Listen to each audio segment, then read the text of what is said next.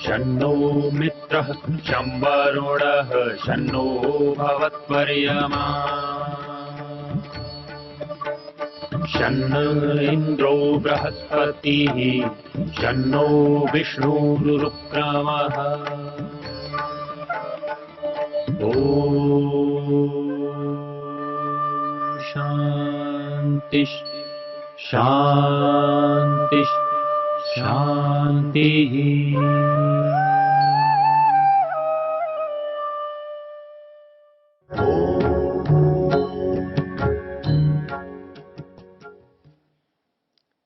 आज यजुर्वेद के 31वें अध्याय की चर्चा की पूर्णता है।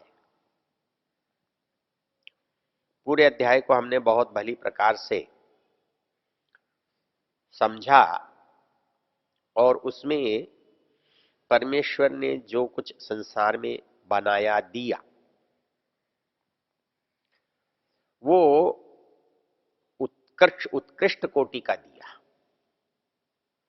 सबसे अच्छा समझ के दिया, क्योंकि मनुष्य इस संसार की सर्वोत्कृष्ट रचना है। तो उसको जो मिलना है, जो उसे प्राप्त है, वो भी संसार में जो सबसे अच्छा है वो है। वो उसे मिला है बुद्धि से, ज्ञान से। तो इसलिए संसार में जो सबसे महत्वपूर्ण बात है कि वो हमको एक अधिकार दिया है, हमको एक सामर्थ्य और योग्यता दी है, जिसके आधार पर हम संसार के पदार्थों को प्राप्त कर सकते हैं, उसका उपयोग कर सकते हैं। उसके देने में किसी प्रकार की कमी नहीं है, न उसके न्याय में कमी है, न उसकी दया में कमी है। इसको समझने के लिए एक बहुत अच्छा उदाहरण है। स्वामी दयानंद सरस्वती ने सत्यार्थ प्रकाश में कुछ बहुत छोटे छोटे शब्दों से ईश्वर का स्वरूप सुंदर रूप में समझाया है। वह एक प्रश्न उठाया है, ईश्वर न्यायकारी है या दयालु है? क्योंकि न्यायकारी जब हम कहते हैं तो व्यक्ति का कठोर सा रूप सामने आता है, जो केवल ये समझता है कि ये ठीक है, ये गलत है, इसलिए इसको इसका दंड दिया जाए, इसको एक पुरस्कार दिया जाए। तो इसमें ऐसा पता लगता है कि कोमल भाव नहीं है। और कोमल भाव जो है उसको प्रयोग करने वाला शब्द है दयालु। दयालुता में दूसरे के दुख के साथ जो संवेदना है, जो सहानुभूति है, जो करुणा है, वो दिखाई देती है। तो जो लोग ईश्वर को दयालु मानते हैं वो न्यायकारी नहीं मानते, जो न्यायकारी है वो दयालु नहीं मानते। क्योंकि दया करने वाला ये नहीं देखता कितना देना है, उसे जित देना अच्छा लगता है वो देता है। वो देने के बारे में और कुछ नहीं सोचता है। लेकिन न्यायकारी तोल कर देता है, जांच कर देता है, अधिक नहीं देना चाहता, कम भी नहीं देना चाहता। लेकिन दया भाव में ऐसा भाव नहीं दिखाई देता। दया भाव में जैसे संपूर्ण उस पर उंडेल देना चाहता है, पूरा दे देना चाहता है, ऐसा भाव दिखाई देता है। और ये दोनों भाव विरोधी होते हैं। इसलिए हमें लगता है कि ईश्वर या तो दयालु है और ईश्वर या न्यायकारी है, या ऐसा हो सकता है ईश्वर किसी के प्रति दयालु है या किसी के प्रति न्यायकारी है। ऐसा यदि हम मानेंगे तो ईश्वर अन्याय करने वाला बन जाएगा। इसका उत्तर देते हुए ऋषि दयानंद कहते हैं, दया और न्याय में थोड़ा ही अंतर है, और अंतर भी इसलिए है कि हम किस पक्ष पर खड़े होकर सोच रहे हैं। हम अपराधी के पक्ष में खड़े होकर सोच रहे हैं तो वो हमें वहां दया का दूसरा अर्थ लगता है और न्याय का दूसरा लगता है। लेकिन जब हम पीड़ित के पक्ष में खड़े होकर सोच रहे हैं तब उसका अर्थ भिन्न दिखाई देगा।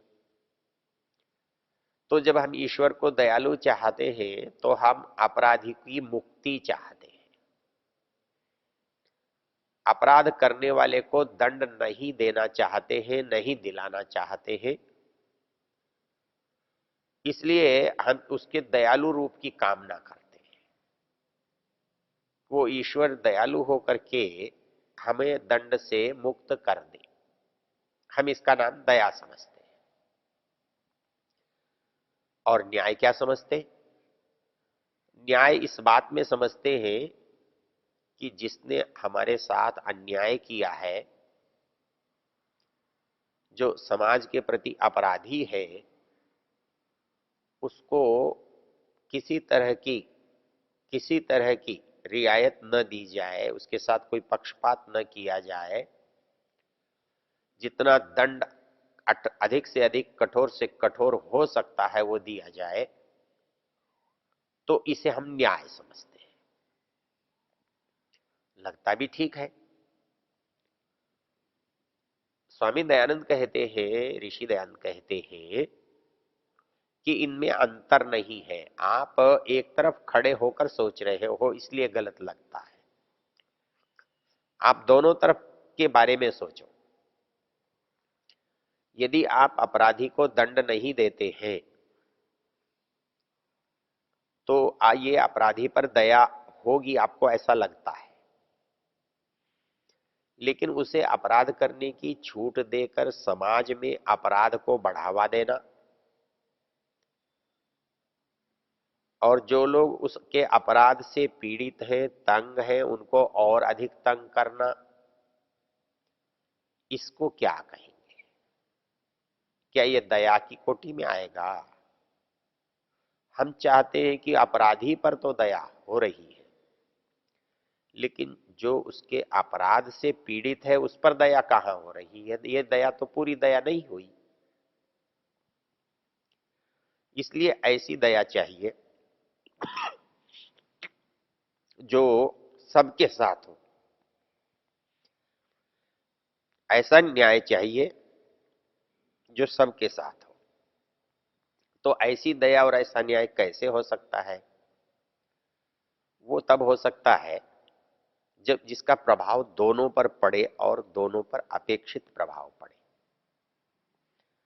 अर्थात अपराध करने वाला अपराध से बच जाए और अपराध से पीड़ित होने वाला उसके पीड़ा से बच जाए। तो इसलिए अपराधी को दंड दिया गया, अपराधी को जेल में रखा गया, अपराधी को मौत दी गई। हमें लगता है कि ये न्याय का पक्ष है, लेकिन ये न्याय का होते हुए दया का भी पक्ष है। न्याय का होते हुए दया का पक्ष कैसे है? न्याय तो किया दंड देकर, लेकिन दंड उसको सुधारने के लिए दिया, जेल में उसे सुधरने का अवसर दिया, उसे प्रायश्चित करने का, अनुभव करने का मौका दिया। तो उस पर ये दया भी है और न्याय भी है। वैसे ही जो समाज उससे पीड़ित था, अपराधी को मृत्युदंड देकर, अपराधी को जेल देकर, अपराधी को थोड़ा या बड़ा दंड देकर समाज को बचाया, तो क्या ये न्याय नहीं है? ये दया नहीं है? तो दया जो है वो केवल अपेक्षा से न्याय से भिन्न है। न्याय और दया में होने वाली भावना जब दोनों ओर से देखी जाएगी तो न्याय करते हुए दया भी होनी चाहिए और दया करते हुए न्याय भी होना चाहिए। तो इस दृष्टि से परमेश्वर का जो स्वरूप है वो न्यायकारी भी है और वो दयालु भी है। जब इस बात को हम समझ लेंगे तब हमको एक बात अनुभव में आएगी कि उसकी जो शोभा है वो संसार के दुखों से कम नहीं होती। संसार में अकाल है, संसार में अतिवृष्टि है, संसार में अनावृष्टि है, संसार में हिंसा है, संसार में चोरी है, संसार में बलात्कार है, संसार में युद्ध है, लड़ाई है, झगड़े हैं, अन्याय है, एक दूसरे के साथ संघर्ष है, प्राणियों में हिंसा है। ऐसा लगता है सब गलत है, गड़बड़ है। ये संसार की सुंदरता नहीं है। लेकिन जब इसी बात को हम ध्यान से देखते हैं, भली प्रकार विचारते हैं, तो ये बातें केवल उसका थोड़ा सा हिस्सा है और वो बनाने वाले की गलती नहीं है, वो इस संसार में रहने वालों की असमर्थता है। जब मैं किसी की चीज को छीन कर लेना चाहता हूं तो जिसने दिया है उसकी भूल नहीं है, बल्कि मैं अपने मूल्य से अधिक पाना चाहता हूं।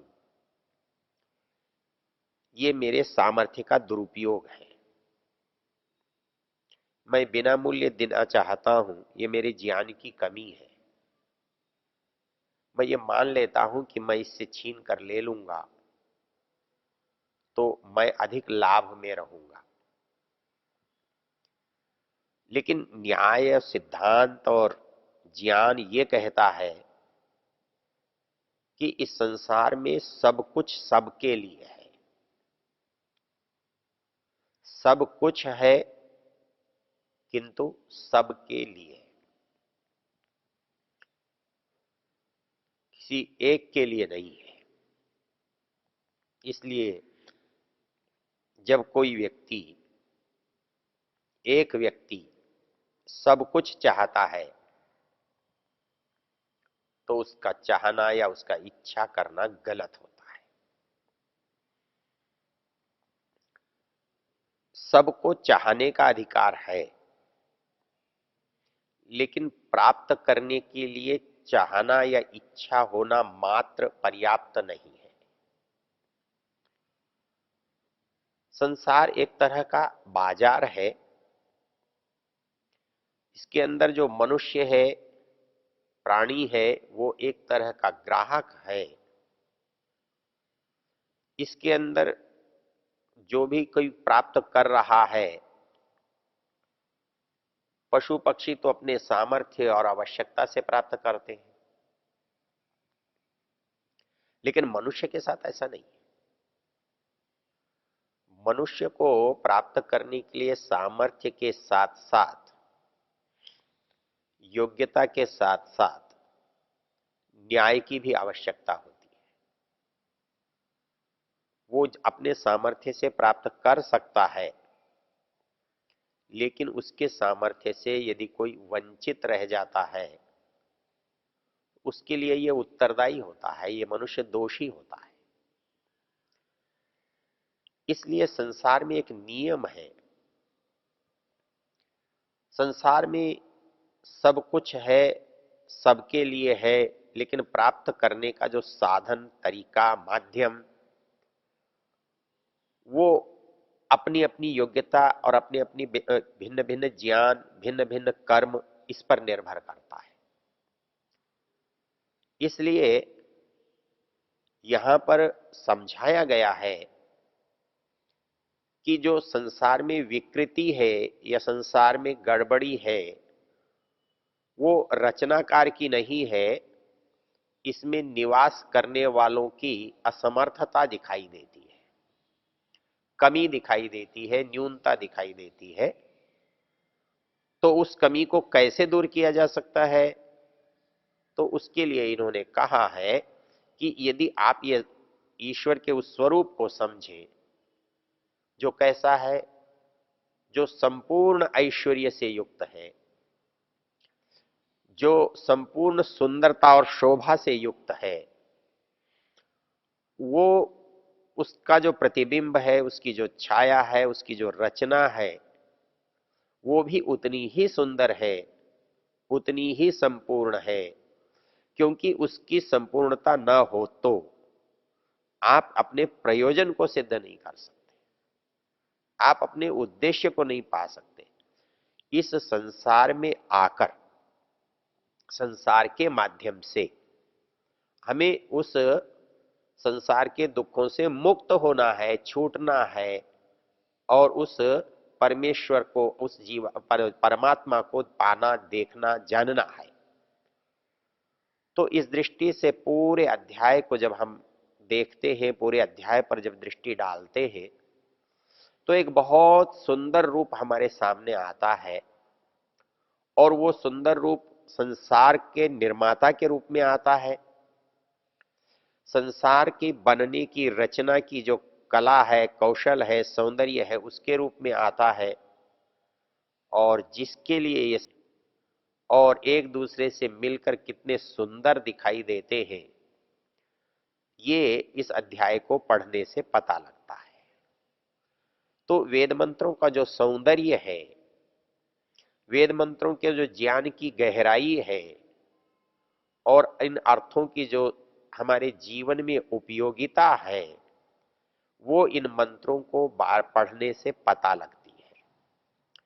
इसलिए हमारे ऋषियों ने कहा है कि वेद का सतत अध्ययन किया जाना चाहिए, वेद की चर्चा सतत की जानी चाहिए। मनुष्य जितना जितना वेद के ज्ञान से अपने को संपन्न रखेगा, वो उतना ही सौंदर्य और संपूर्णता से भी युक्त होगा। यही इस 31वें अध्याय का परिणाम है।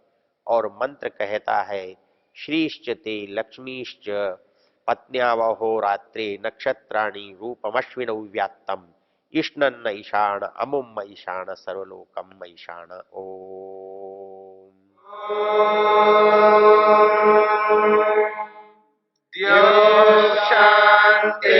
शान्तिरन्तरिक्षं शान्तिर्पृथिवी शान्तिरापः शान्तिरोषधयः शान्तिः वनस्पतयः शान्तिर्विश्वे देवा शान्तिर्ब्रह्म शान्ति सर्वं शान्ति शान्तिरेव शान्ति क्षमा शान्तिरेधि। ॐ शान्ति शान्ति शान्तिः।